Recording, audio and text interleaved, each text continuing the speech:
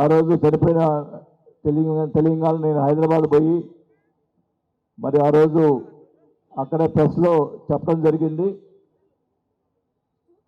రోసయ్య గారి నాకున్న అనుబంధంతో ఖచ్చితంగా నేను ఒంగోలులో సెంటర్లో రోసయ్య గారి విగ్రహం ఏర్పాటు చేస్తాను, కాంస్య విగ్రహం ఏర్పాటు చేస్తానని చెప్పి ఆ రోజు మాట ఇచ్చాం.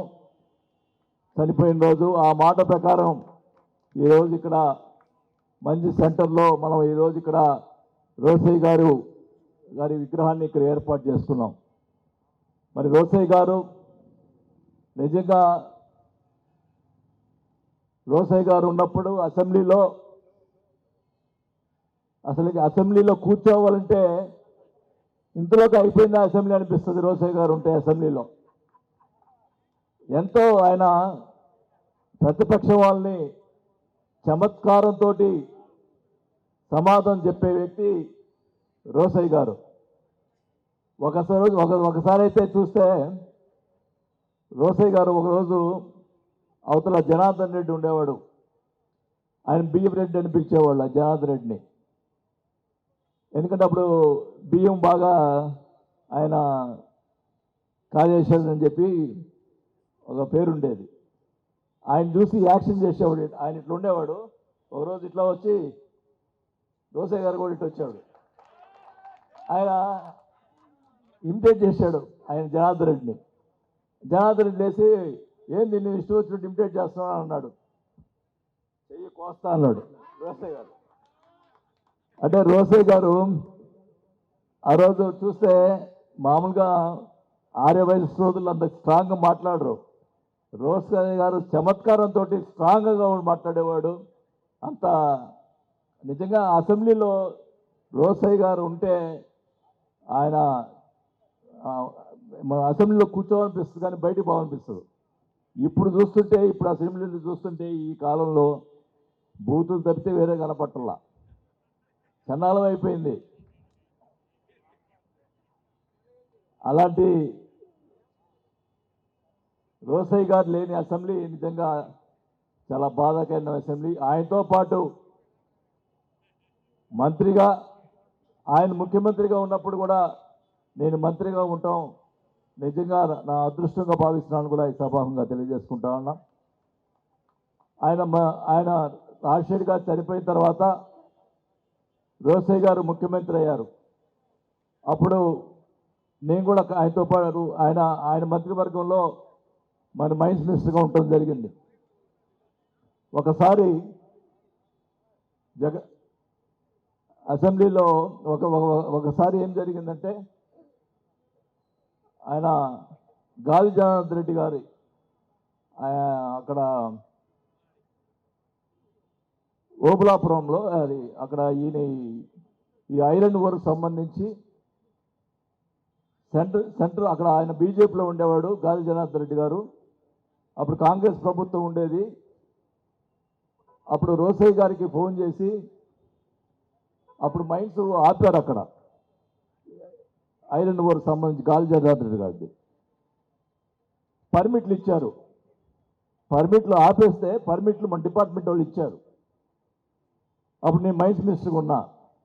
సెంట్రల్ గవర్నమెంట్ నుంచి వీరప్ప మొయిల్ గారు మినిస్టర్ గారు, ఆయన కర్ణాటక సంబంధించిన సెంట్రల్ మినిస్టర్.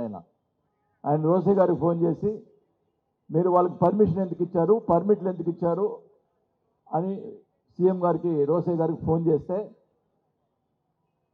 రోసయ్య గారు ఆయనకి తెలియదు యాక్చువల్గా అది ఎందుకు ఎవరు పర్మిట్లు ఇచ్చారనేది కదా. రోసయ్య గారు నన్ను పిలిపించారు. వాసు నువ్వేమైనా పర్మిట్లు ఇమ్మని చెప్పావా అన్నాడు. నేను చెప్పలేదు సార్ అన్నా. వెంటనే అధికారులను పిలిపించాడు. వాళ్ళకి డబ్బులు తీసుకున్నారో ఏం తీసుకున్నారో వాళ్ళు పర్మిట్లు ఇచ్చారు.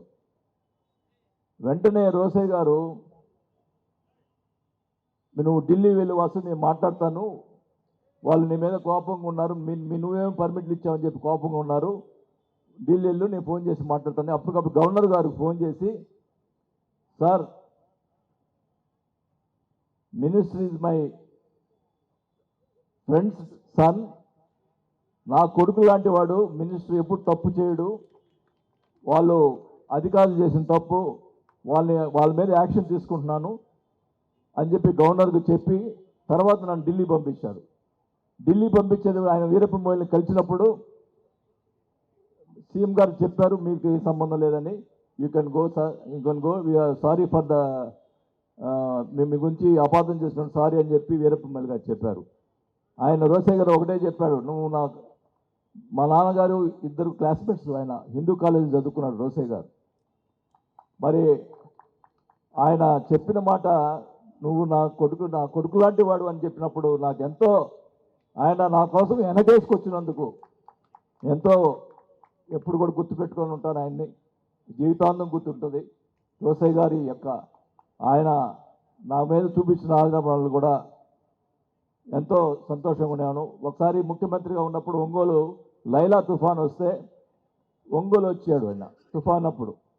మొత్తం కూడా తిరిగి అందరి దగ్గర పోయి ఎట్లా జరిగినాయి అమ్మా బాగా జరిగిందంటే అందరూ చప్పట్లు కొట్టారు.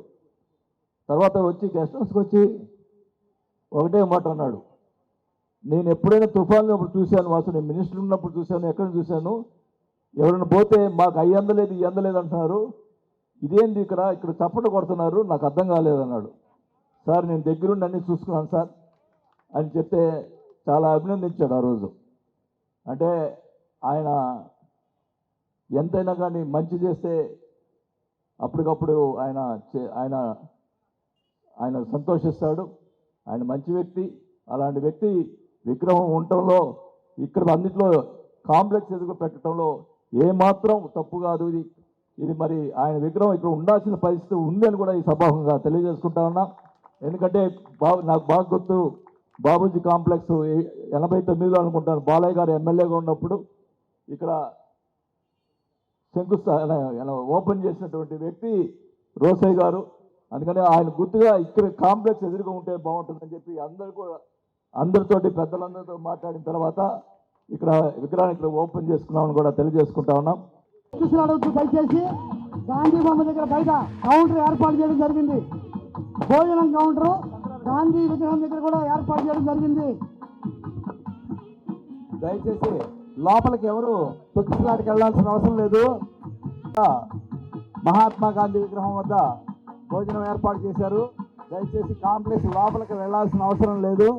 దయచేసి గాంధీ బొమ్మ దగ్గర తీసుకునవలసిందిగా కోరుతున్నాం.